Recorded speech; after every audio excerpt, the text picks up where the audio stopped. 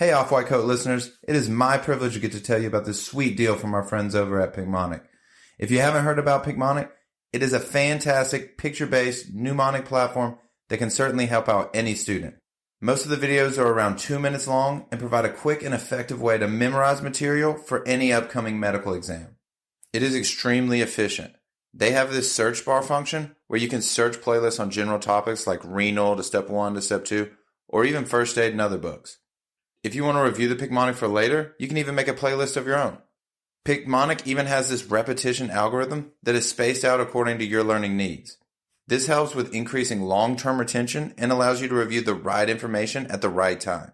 One of my favorite functions is the quizzes that are associated with each Picmonic. I'll take the quiz first and then learn about the associated pictures and what facts I need to sharpen up on. Honestly, Picmonic is a fantastic tool, and if you use our code OFFWHITECOAT, you'll get 20% off. That's Off-White Coat with no spaces. So what are you waiting for? Make studying the easiest part of your day. Sign up with Picmonic and use Off-White Coat to save yourself some money.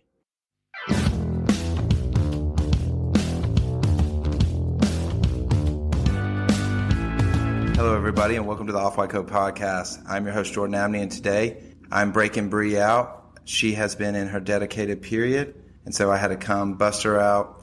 We had to get to the nitty-gritty. This is one of my good friends back from the island. Everybody, it is a joy to introduce you to Brianna Hallenback. Hi, everyone. I'm very happy to be here, finally. Yes. Jumping on this bandwagon of great fun. Bree has actually been hard at work. She has been in her dedicated period. She's about to take step 2, correct? Yes. Scary to say, but yes. Yes. And so when is the test? So I'm about 2.5 weeks out of my exam. I am just able and happy to say that I'm a MS4, so that's kind of coming off that excitement a little bit. It finally feels like I'm on my way to the real deal. But yeah, so doing all that, studying, stress, anxiety, Study, stress, wave anxiety that everybody is does. the definition of step 2. A lot of people are going to listen to this, and the second they hear it, they're going to be like, what is she doing not studying right this exact second? You know how all your friends do that? Absolutely. The second I do anything, if I go get myself food or something, people are like, well, how are you not studying? That's the back of my mind. I studied constantly. all morning, everyone. No, she did in preparation. Plus, we're here to help her out as well. So this is a good study break. Yeah, absolutely. I take advice and guidance from all of my friends because, listen, it's whoever said that medical school is easy is clearly lying or some sort of weird genius. It's definitely not easy, at least in my opinion, and I will take all the help I can get. Yes, yeah. It's certainly, I don't know, it's like, it takes a lot of dedication, which is weird. And I guess if somebody could do it without the dedication part, I would be very, very impressed.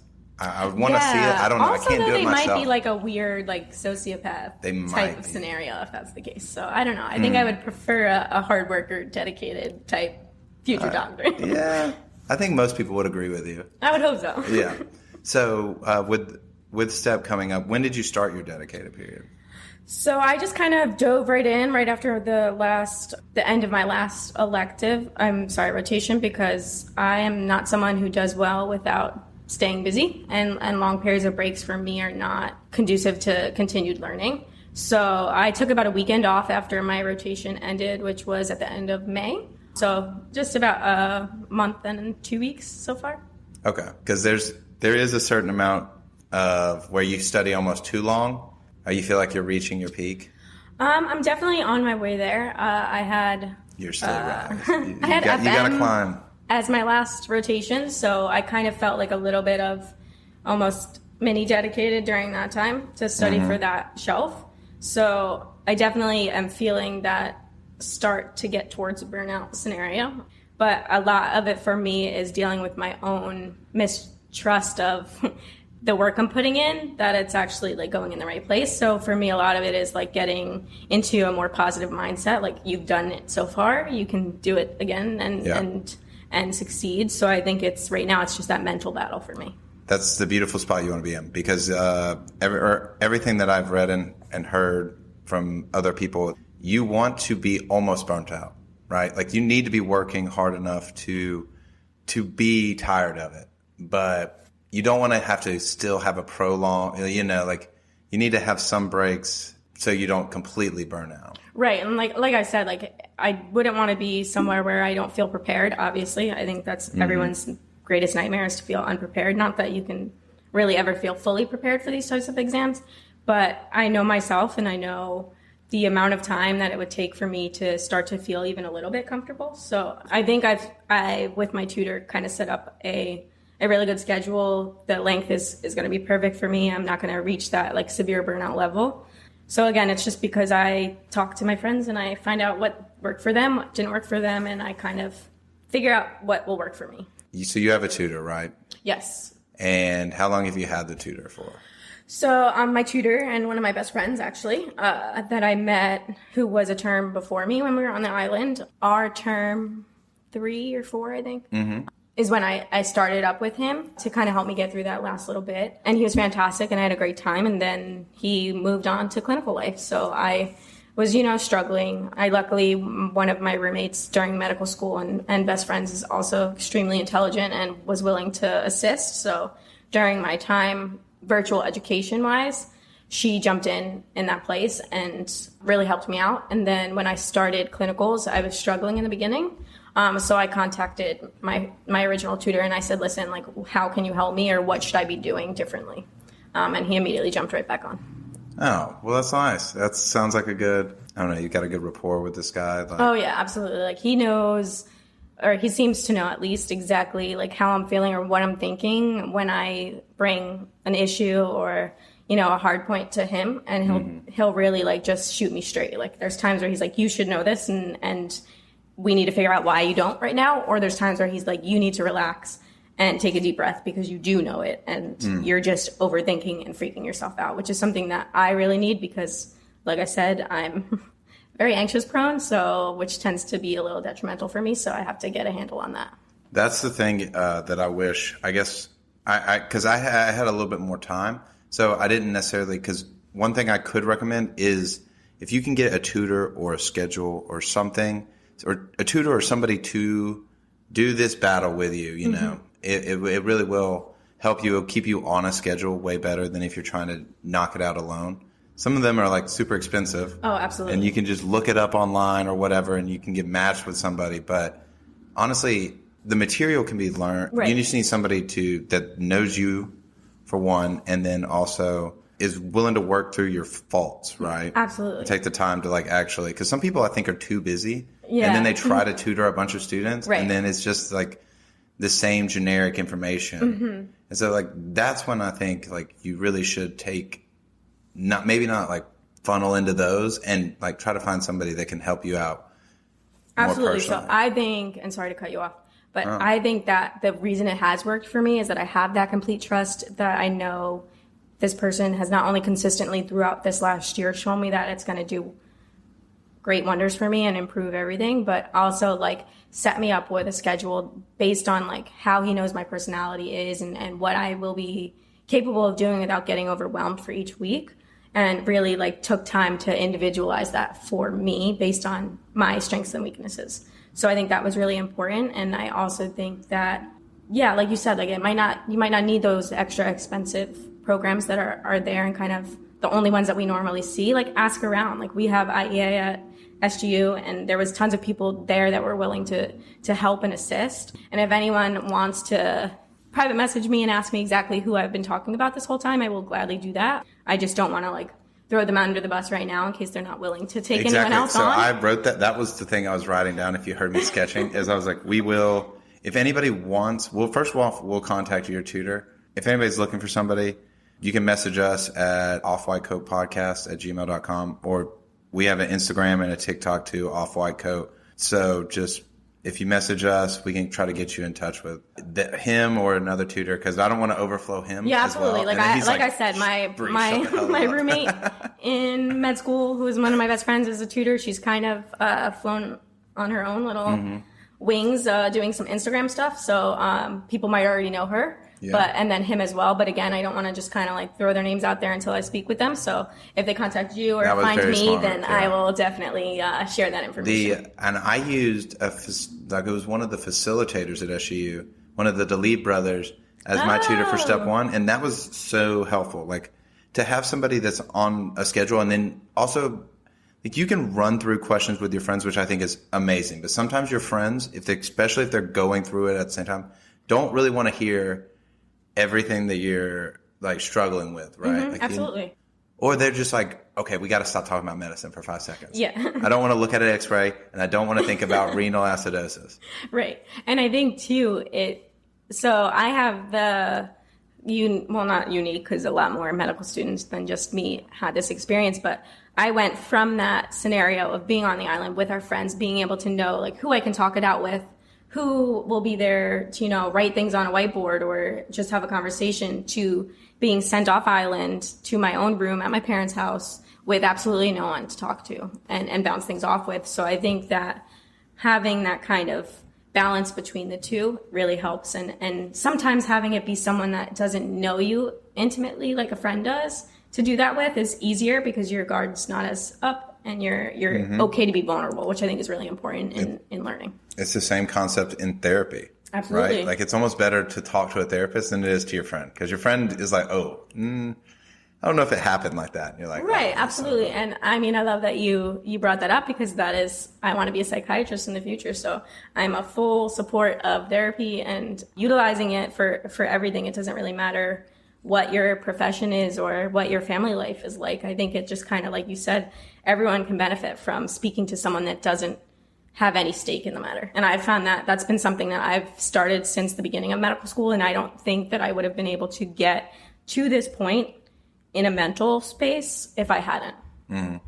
Bria's going to be a fantastic psychiatrist one day. She is going to be great. You have that emotional intelligence that I think carries over, and you can see it a lot in pretty much in a lot of people. It doesn't have to be psychiatrists, but you really want it in your psychiatrist, right? But yeah, you will be fine. We're definitely going to talk about psychiatry more, because she is going to be great. But for STEP though, what is your schedule generally like?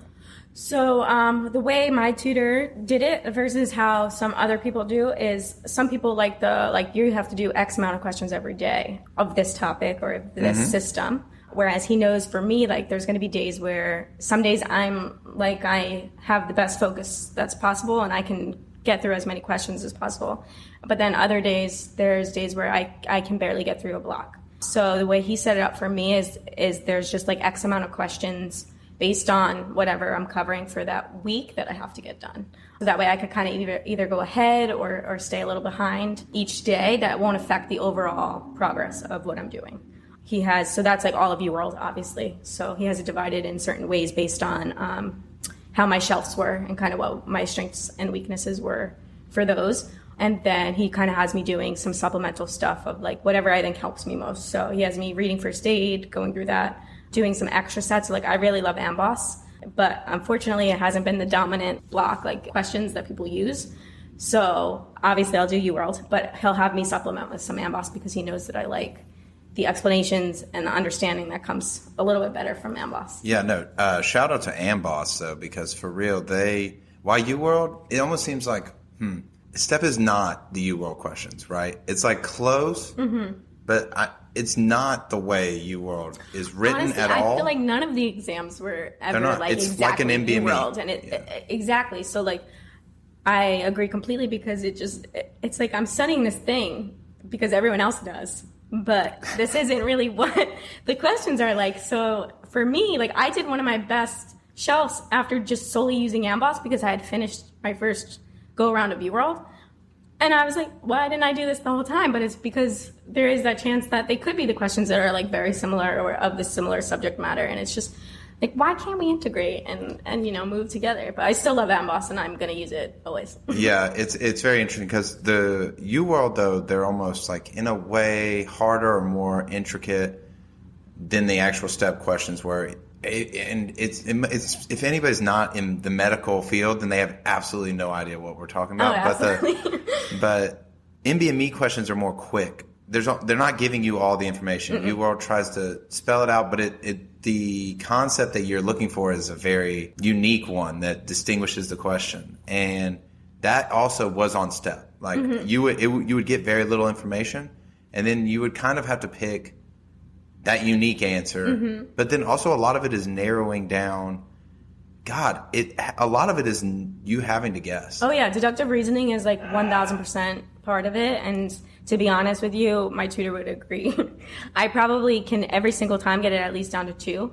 It's that for me, what I struggle with is why does it make B more correct than C? And I'm a terrible guesser. Yeah. I have a good memory. I have a really good memory, and if I fail at something, I'll never forget it. That being said, I always fail once. I more like I will get it down to something and I'll be like, yeah, this is totally what it is. And then I'll be like, but you know what? The little devil on my shoulder starts talking and he goes, well, you got something like this wrong last time. So like, why do you think that you're right? And then I have to kind of battle with that devil and be like, well, I put in the work, I've studied, so it should be correct. So for me, it's more like getting rid of those negative thoughts and kind of really trying to like figure out, so what is the wording that's being used that makes this more correct? Yeah, it's like they have abdominal pain as well. Like, right. I know that all the other signs lead to strep.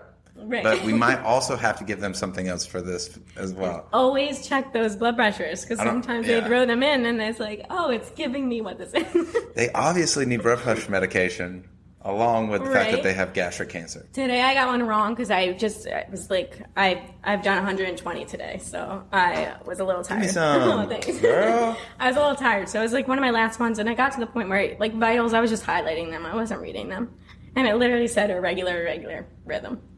So like I had the answer right there, and I highlighted it, and I went back and I was like, how did I get this wrong? I looked, I highlighted it, and it was like fatigue is real. You gotta keep your eye out. You gotta. That happened to me. Pay attention. That happened to me so many times, and I was like, am I going to miss this on the test? Where I would get the question wrong, but I knew, like, it was written there, and I knew all the concepts. And I was like, oh, my God. And for one, that's why you have to prepare for the fatigue, right? Do you put yourself in those, like, test-taking situations often? So, yes, I've been trying to, because I do notice, like you said, fatigue is real, and especially going from clinical studying to a dedicated period. Like in clinicals, you're lucky if you get a block done in one day depending on what you've been doing. It is almost impossible. And then you're trying to do them at work. And then the second you get into a groove, a patient comes in and then there's a problem. So for me, the main thing when I started dedicated was like building up my stamina to do questions. So like obviously I started with like a block a day, added 2. Now I'm on 3 and I'm pretty okay with 3 in the day. Also like what I do is not what works for everybody. Yeah. So, and again, reviewing and not reviewing, it depends on how it works best for you. But I'm okay with that. I do still get a little bit tired towards the middle end of the 3rd block, sometimes depending on what the subject matter was. So right now I'm currently on things that are hard for me. So all of my blocks are difficult and mentally taxing. So I don't have like a break in between of what is going to be easy and kind of take some off my mind. But yeah, so I think that it's important to make sure that you have the stamina to do it. And that's what's great about practice exams because they're at least like half of what a real step will be. But you have to take care of yourself. I mean, you have to be hydrated. You have to eat things that everyone would think is kind of duh. You should know that. But especially as medical students, I think that we are very good at forgetting to do those things. Yeah, I think it's funny because in medical school, you think everybody's going to be a doctor and they're going to be the peak of health. Most people pick up bad habits in medical school. I know a lot of people that either picked up like cigarettes or those little Juuls, nicotine sticks, Nick sticks. I don't know. And the not sleeping, that is a bad thing. That's something I struggled with when I was in my studying time or my dedicated period was when I would work and work and work. And I don't sleep a lot, but then I realized that just because I was wearing myself out and not sleeping, I actually wasn't retaining as much as I had to sleep more than I would.